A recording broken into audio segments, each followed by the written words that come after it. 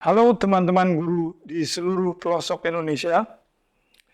Kali ini kita akan ikuti program Abang Pendi meliput kegiatan Ikatan Guru Indonesia melaksanakan acara berbagi praktek baik program organisasi penggerak Ikatan Guru Indonesia yang berlangsung pada tanggal 2 Juni 2023 sampai dengan 4 Juni 2023 bertempat di Hotel Millennium Kebon Sirih, Jakarta.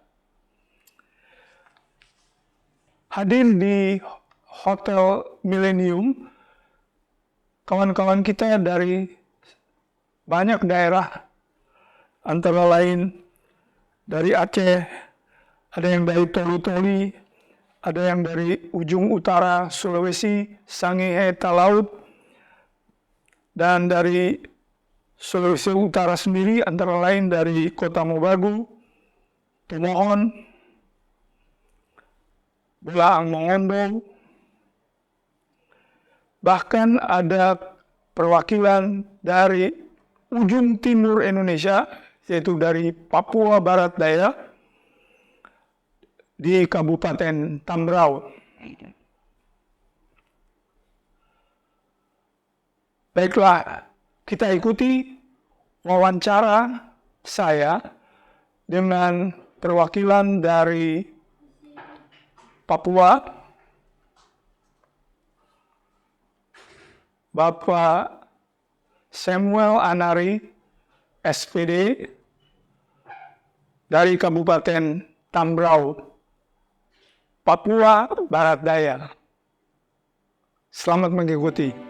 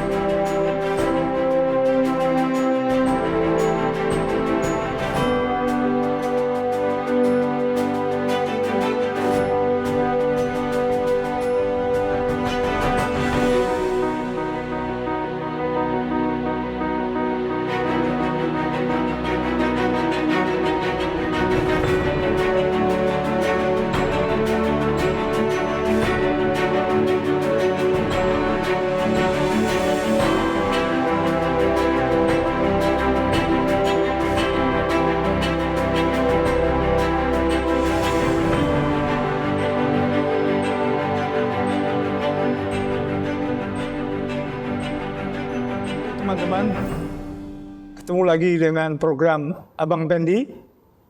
Kali ini saya berkesempatan untuk berbincang-bincang dengan Pak Samuel Anari. Betul ya? Pak Samuel ini dari Papua Barat Daya, tepatnya dari Kabupaten Tambrau di Papua Barat Daya.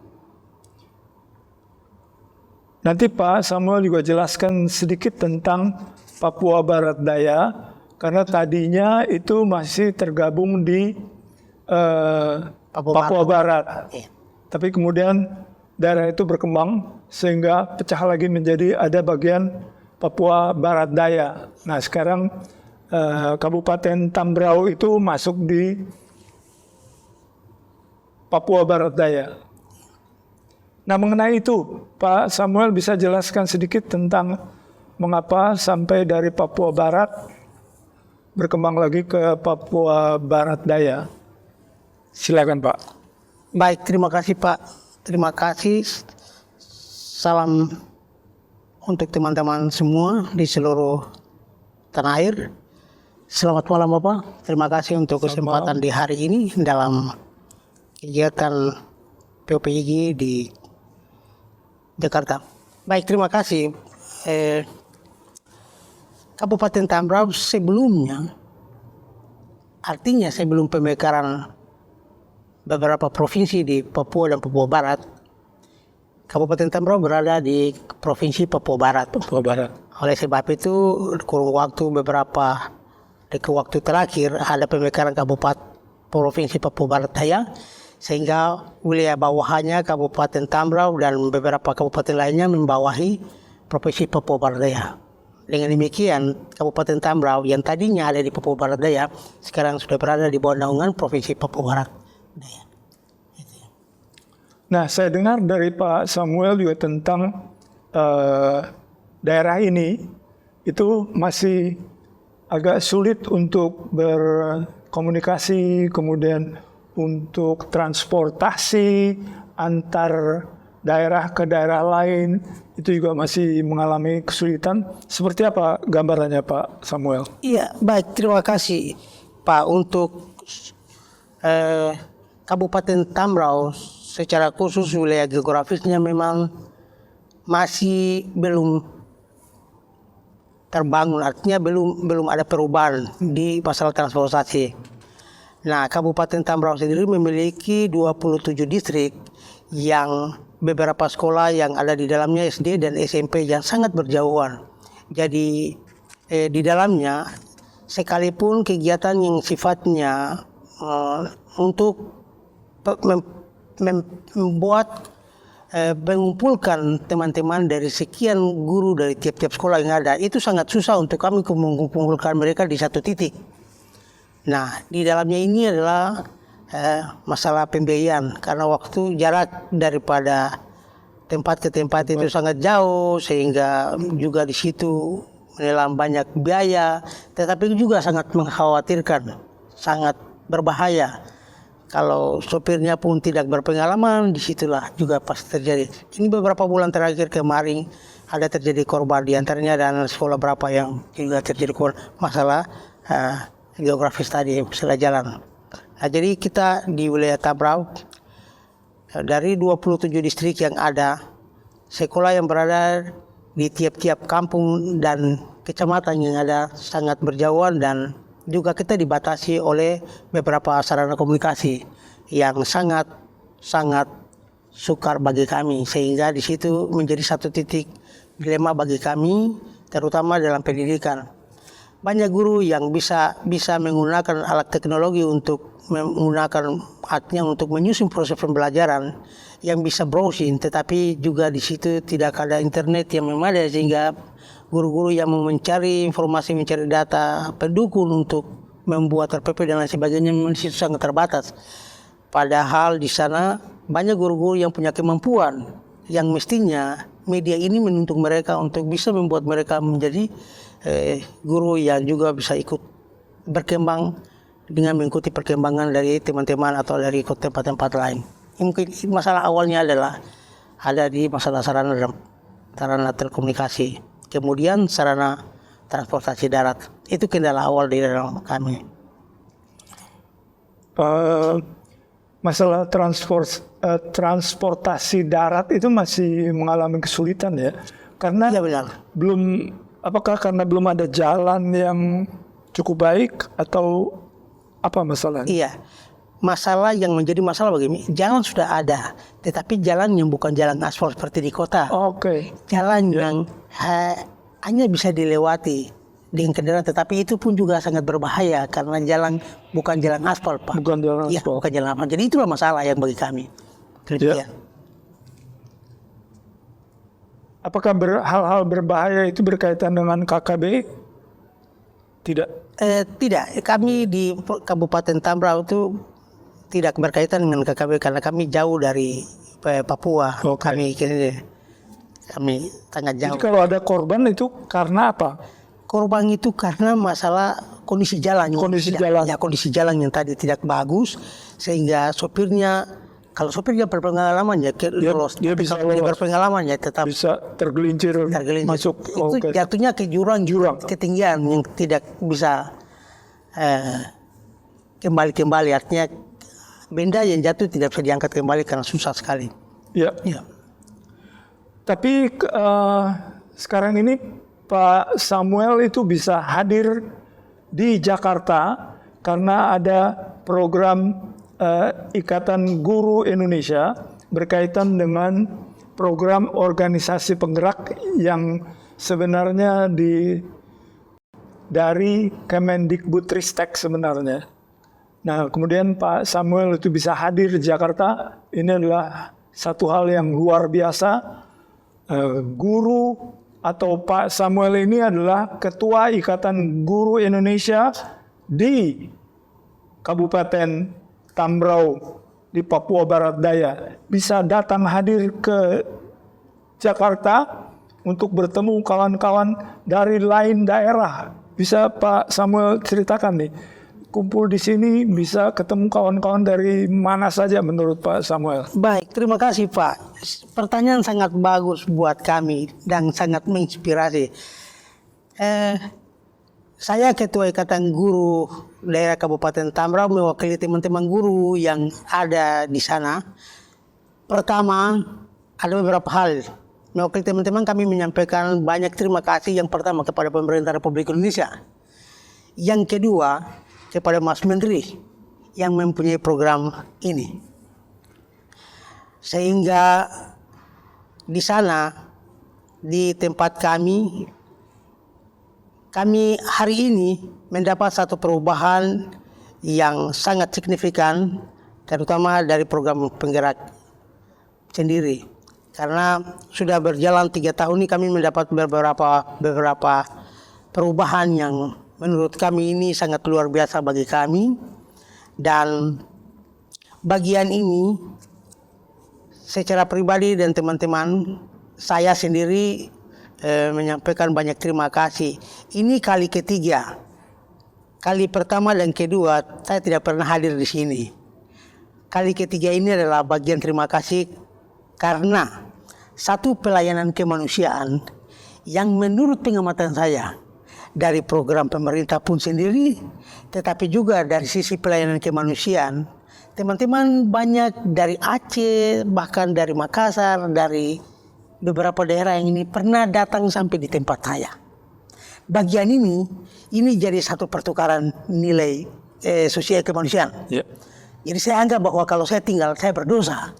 Oleh sebab itu, karena beberapa waktu yang ini mereka sudah datang melayani saya di tempat, bagian kali ini terakhir, saya harus datang menemui teman-teman di sana. Artinya membalas jasa daripada teman-teman, tetapi juga untuk menjumpai teman-teman PIG dari seluruh Indonesia yang ada di Jakarta. Dan bagian ini, terima kasih sekali buat program ini, Mas Menteri dan teman-teman Ketum dan semua jajaran yang ada. Terima kasih sangat luar biasa. Karena hari ini kami ada di daerah, ada beberapa perubahan yang kami dapat. Kami sudah mendapatkan beberapa hasil peningkatan berturut-turut. Yang pertama ada menghasilkan beberapa FASDA. Yang kedua kami mendapatkan beberapa guru modeling yang sekarang ada ikut bersama-sama dengan kami. Dan di sana dengan harapan bahwa kami yang datang akan menyimak semua, menyimpan semua informasi, tetapi juga apa yang disampaikan hari ini, dan kami akan pulang untuk tetap meneruskan bagian yang ada ini supaya ini tetap eksis di atas, artinya tetap berjalan terus karena beberapa perubahan yang sudah kami dapatkan dari program ini. Mungkin itu yang paling tepat menurut kami dan sudah kami rasakan bagian. Terima kasih. Menyenangkan sekali saya dengarnya. Ada rasa haru juga di hati kecil saya karena Pak Samuel ini dari daerah terpencil boleh dibilang begitu di Papua, tapi dengan segala cara hadir di Jakarta pada hari ini untuk bertemu kawan-kawan guru dari lain daerah, dari Aceh, dari Jawa sendiri jangan banyak sekali, tapi dari Kalimantan ada, dari Sulawesi, dari daerah utara Sulawesi, dari Bolaang Mongondo, dari kota Mobagu, hadir di Jakarta, dari Sulawesi Tengah, Toli-Toli, hadir juga dari berbagai tempat. Nah, yang saya bangga dan mengharukan adalah kawan dari Papua. Bagaimana pandangan Pak Samuel tentang organisasi Ikatan Guru Indonesia selama ini, bagaimana pengembangannya di daerah, di Kabupaten Tambrau sendiri atau di Papua Barat Daya seperti apa, kemudian pandangan kawan-kawan guru di daerah setempat itu seperti apa tentang IGI, kemudian menurut Pak Samuel bagaimana mengembangkan organisasi guru di Papua supaya para guru ini bisa mendidik anak Papua, anak-anak muda Papua untuk maju berpikir tentang pendidikannya agar masa depan mereka lebih sejahtera. Seperti apa, Pak? Baik, terima kasih Pak. Ini pertanyaan bagus dan sangat luar biasa. Ya, sebetulnya ini bukan pandangan Pak. Yang saya bicara ini adalah bicara kejujuran kenyataan yang ada di lapangan. Kabupaten Tambrau itu secara keseluruhan beberapa teman-teman, Bapak Ibu guru, ini ada variasi. Variasinya ada beberapa guru yang dari latar belakang pendidikan yang sebelum dan sesudah, artinya mereka-mereka yang pernah tamat di waktu itu, zaman itu kan banyak yang tidak bisa IT. Itu masalah. Kemudian ada teman-teman beberapa yang menamatkan pendidikan setelah sudah ada IT. Nah, inilah variasi. Nah, oleh sebab itu, dari masalah tadi, masalah geografis dan sebagainya, kami yang sementara, ini bukan pandangan, tapi saya berbicara soal kenyataan yang ada. Yang selama kurun waktu 3 tahun kami berjalan ini adalah 13 sekolah sasaran. Dan itu pun yang menurut kami bisa kami jangkau. Sedangkan wilayah Tambrau itu wilayah yang paling luas. Dan teman-teman yang ada di beberapa sudut kota, tempat daerah di sana, itu teman-teman secara kemampuan, secara akademik oke. Cuma kalau dari sisi pelayanan sesuai dengan beberapa sekolah sasaran, itulah cuma 13 yang menurut kami itu berdekatan yang bisa kami jangkau. Tetapi harapan kami untuk ke depan, ini adalah merupakan satu dukungan dari pemerintah daerah. Ya, kami berharap bahwa pemerintah daerah pun harus mendukung kami di bagian ini, karena tugas dan tanggung jawab kami dalam hal ini Ketda untuk seluruh sekolah-sekolah yang ada di Tambrau harus semua melaksanakan program ini, karena bagian ini sangat penting. Program Merdeka Belajar ini bukan program dinas, bukan programnya saya, program pemerintah untuk kita wajib mengawal, menjaga untuk bagian itu menuntaskan semua. Dan saya pikir bagian ini yang harus pemerintah daerah memahami bagian ini supaya membackup Ketda yang ada untuk bisa melaksanakan kegiatan-kegiatan rolling yang membuat Bapak Ibu guru di lapangan mempunyai satu pemahaman yang bisa mengerti tentang pola dan materi cara ajar, apalagi literasi dan numerasi. Ini kan banyak yang belum paham tentang bagian ini yang jadi satu soal bagi kami. Jadi terima kasih untuk bagian yang itu yang kami sampaikan adalah bagian fakta dan kenyataan yang terjadi selama ini di sana. Oke. Dengan hadirnya Pak Samuel di acara ini di Jakarta, apa yang sudah menjadi kesan atau hal-hal yang menyenangkan selama bisa berjumpa dengan teman-teman dari daerah-daerah lain? Apa yang bisa Pak Samuel ceritakan nih untuk teman-teman kita yang lagi nonton? Baik, terima kasih. Yang sangat terkesan sekali kasih cinta dan sayang buat semua. Karena sejak sebelum datang ke Papua itu saya sudah ditelepon. Ini bagian yang ini lebih berharga dari semua benda kalau dikasih. Ini kita bicara soal hati dan setelah sampai banyak teman-teman memanggil untuk kita harus foto bersama. Dan memang sangat antusias untuk memberi perhatian, menyenangkan. Jadi itu sesuatu yang kami mendapatkan sangat luar biasa dan berbeda dari bagian yang lain. Dan ini sangat luar biasa. Tadi juga saya sudah sempat ngobrol sedikit tentang Jakarta pada Pak Samuel dan saya tanyakan apakah sudah sempat jalan-jalan.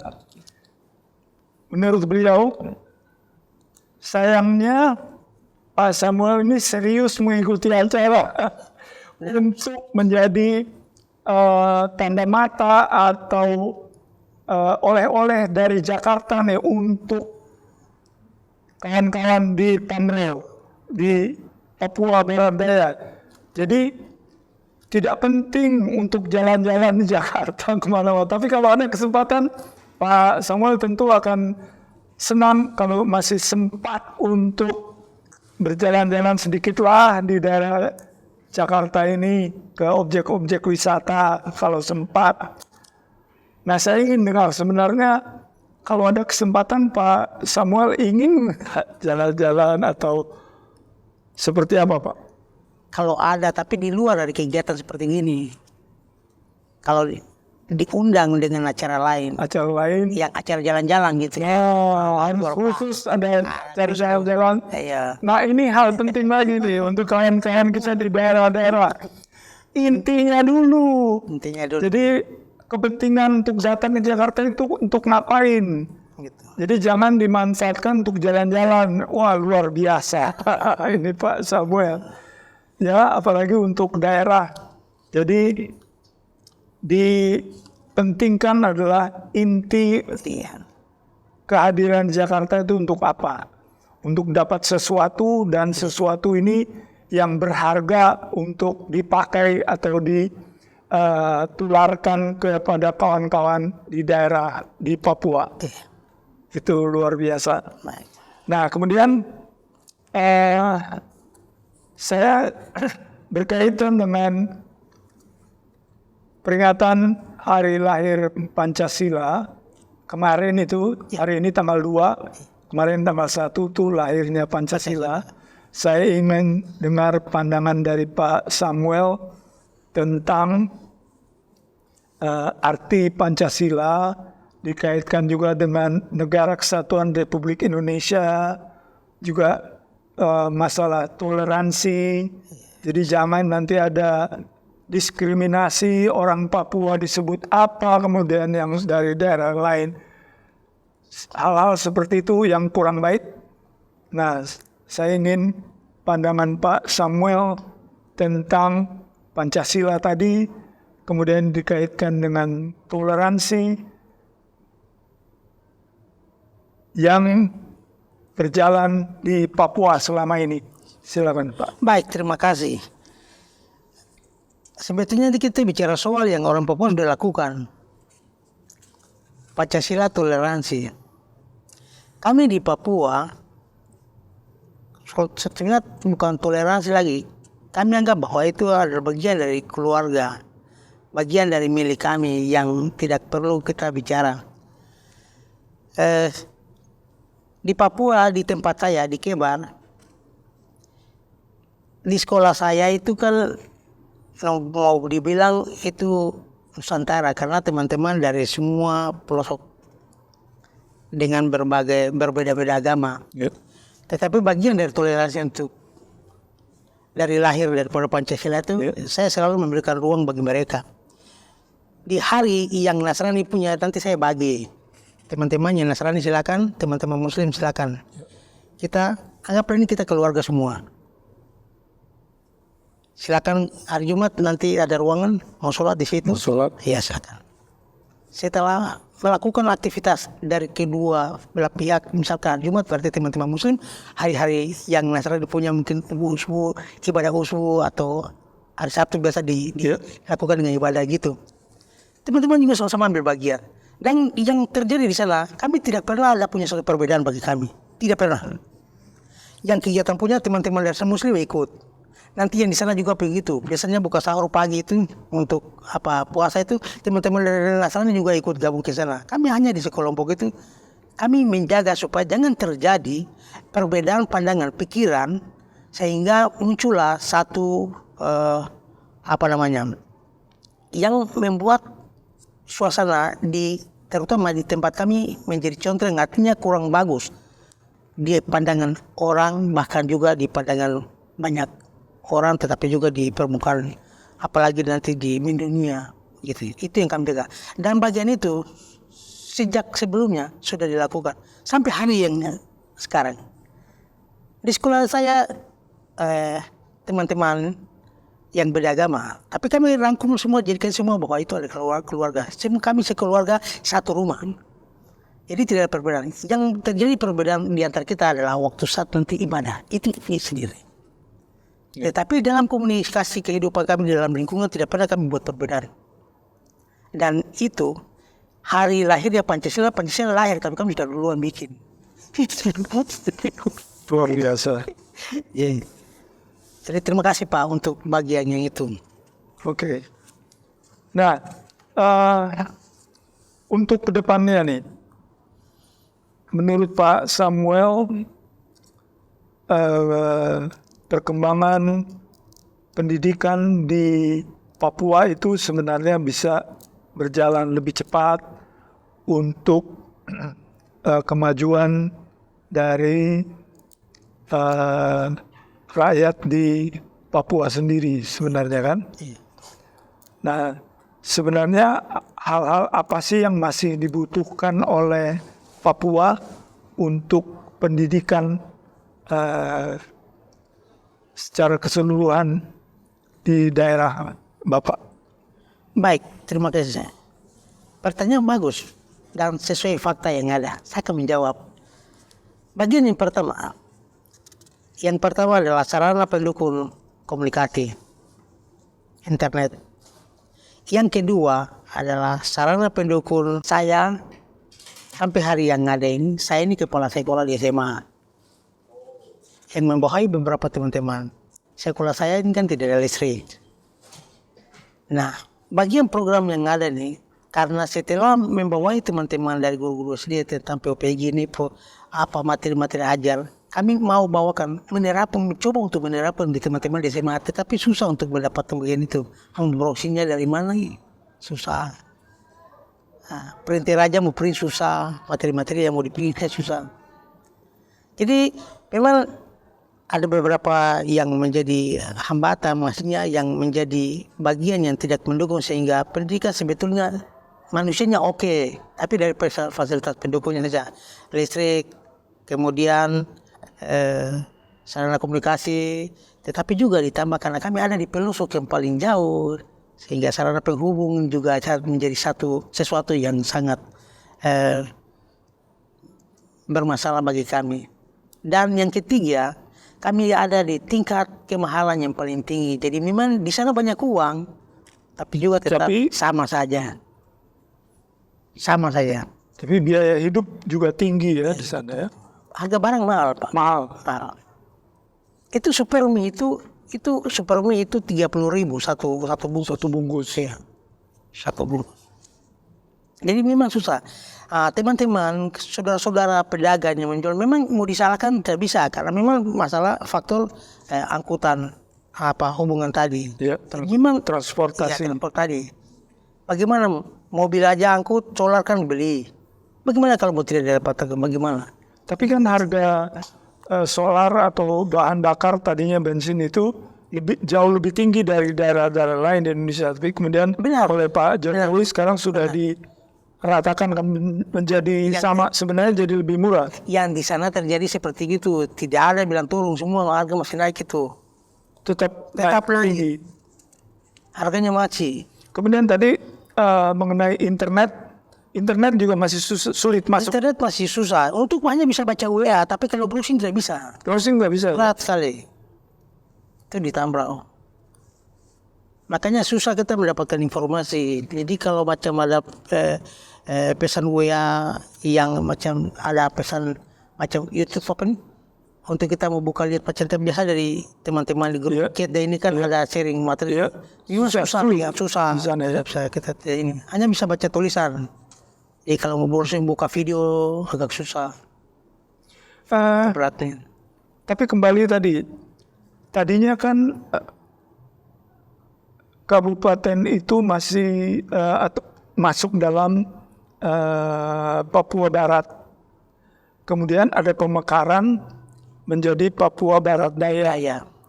Dengan adanya pemekaran, perkembangan pembangunannya sendiri masih tetap sulit. Tetap seperti itu karena kabupaten itu sekarang sudah 15 tahun. 10 tahun, 15. Tidak ada karena diakibatkan oleh pemekaran, kemudian sumber dana menjadi berbeda, kemudian bisa dikelola sedemikian rupa sehingga hal-hal yang tadinya sulit, misalnya transportasi darat sudah bisa diperbaiki atau harga-harga sudah bisa ditekan sedikit? Tidak ada perubahan seperti itu. Secara keseluruhan dari pembangunan kabupaten itu sebelum pemekaran Provinsi Papua Barat Daya tadi, Ya. itu ada beberapa prioritas pembangunan oleh kabupaten, yaitu 2, infrastruktur dan pendidikan kesehatan. Sampai hari ini, infrastruktur saja jalan-jalan toh belum ada aspal panggal. Itu direct. Belum ada sama sekali. Yang sekarang aspal ini adalah jalan trans provinsi Papua Barat Daya menuju Sorong. Itu satu jalan, itu jalan trans. Sedangkan di kabupaten sendiri itu belum ada aspal panggal, 1 meter aja belum. Itu faktor yang pertama. Yang kedua dari beberapa prioritas pembangunan kabupaten sendiri tentang infrastruktur, pendidikan dan kesehatan, 3 ini belum ada dampak. Karena tiap-tiap sekolah yang berbeda berjarak-jarak ini kan sebetulnya harus dikasih wifi di tiap sekolah. Tapi yang ditaruh sekarang adalah 4G pun tidak seberapa. Oke. Ini satu masalah. Jadi bagaimana kalau guru di sekolah yang mau mengajar lalu mau mendapatkan materi atau bahan ajar dari bahan referensi dari internet, agak susah bagi dia. Tadi saya bilang bahwa guru ini kan ada yang ada dua versi. Ini versi yang dari latar belakang sebelum dan sesudah. Sebelumnya kan yang belum bisa browsing. Sebelum kan belum bisa browsing internet, artinya belum bisa IT. Yang sesudah ini memang bisa IT, tapi bagaimana mau mendapatkan referensinya melalui internetan? Karena masalah tadi. Ini memang itu kendala-kendala yang jadi numpuk dari bagian-bagian lain. Kemudian harga barang tadi, nah ini juga bisa menjadi sesuatu yang tidak menyemangatkan Bapak Ibu guru, terutama kalau kita khusus di kalangan Bapak Ibu guru. Di sana memang mendapat kebanyakan, tetapi harga barangnya juga cukup hingga juga sama seperti di Jakarta. Ya. Oke. Kita tinggalkan dulu hal-hal yang sulit. Sekarang Pak Samuel coba fokus ke hal-hal yang menyenangkan yang bisa terjadi di Papua belakangan ini. Mau dikaitkan dengan Ikatan Guru Indonesia atau bukan, silakan. Kemudian yang menyenangkan berkumpul di Jakarta ini apa? Silakan Pak Samuel ungkapkan sekarang. Yang menyenangkan. Terima kasih Pak. Sangat menyenangkan karena kedatangan saya di hari ini. Bagian pertama yang menyenangkan. Bagian ini adalah sesuatu yang merupakan balas budi baik, balas jasa dari 2 kali berturut-turut kegiatan belum pernah atau tidak pernah saya datang. Sebenarnya hanya sesuatu yang membebani pikiran saya. Untuk kali ini saya harus datang. Pertama dan kedua saya tidak datang. Tetapi secara kemanusiaan, pelayanan tadi, teman-teman melalui beberapa narasumber yang 3 kali kegiatan dari 2020, 2021, 2022 itu yang hadir dan langsung datang ke tempat saya. Begitu mereka amati dan lihat secara langsung bahwa tempat saya yang begitu susah sulit, mereka bisa hadir sendiri dan menyaksikan itu secara langsung dan mengetahui langsung, melihat langsung kondisi saya di sana. Nah, bagian ini saya menjadi satu timbal balik pemikiran bagi saya bahwa tidak adil kalau saya tidak datang. Itulah yang menjadi satu kesenangan, kebahagiaan tersendiri bagi saya. Hari ini saya datang. Jadi bukan karena hanya datang untuk melihat Jakarta, bukan. Tetapi yang pertama adalah itu. Yang kedua, tugas dan tanggung jawab yang dititipkan oleh Bapak Ketum pada saya sebagai di sana untuk nanti tetap melanjutkan tongkat estafet ini kepada guru-guru yang ada di Tambrau. Oleh sebab itu bagian itu hadirlah hari ini untuk datang menimba pengalaman ilmu yang ada ini untuk pulang. Oleh sebab itu sebelumnya saya bilang bahwa hari ini Bapak tanya, Bapak tidak jalan-jalan? Saya bilang tidak, hari saya fokus dan mau jalan-jalan karena datang hari ini fokus dan bawa pulangkan semua yang ada ini untuk mengembangkan teman-teman yang sedang ada oleh-oleh di sana, bagikan oleh-oleh. Tetapi juga menyampaikan salam dari seluruh teman-teman Nusantara yang sempat hari ini kita berjumpa di sini untuk teman-teman sana. Dan semua foto-foto kenangan ini akan dipublikasikan dan diperlihatkan buat teman-teman karena di sana. Terima kasih. Makasih. Yel Igi bisa? Yel Igi apa Pak? Kalau kali. Oh ya. Maju terus Ikatan Guru Indonesia. Share growing together. Nah, share growing together. Sampai jumpa lagi. Bagi semua. Ayo bangkit